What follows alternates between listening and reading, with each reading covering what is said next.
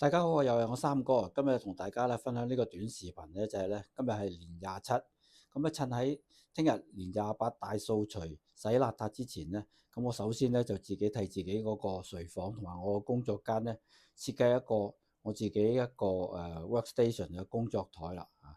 咁我哋利用咗一啲其實我已經擺咗喺度好耐嘅好舊嘅一啲舊嘅儀器嘅，例如大家而家見到呢一個時鐘呢一個咧，其實一部13年前嘅一個 iPad Mini 嚟㗎啦，已經其實基本上咧，佢已經都唔係點用得㗎啦，即係又唔可以 download 到太多個 app 啦。咁另外呢一部咧就係我一部係11年前嘅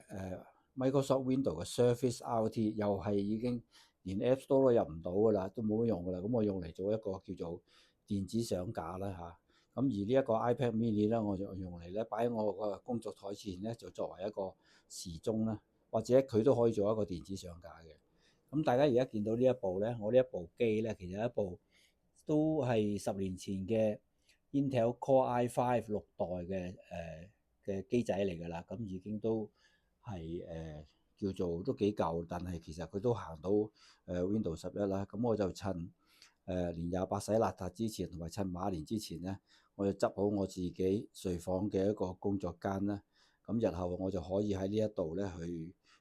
做嘢啦，同埋去做義工服務嘅嘢啦，或者係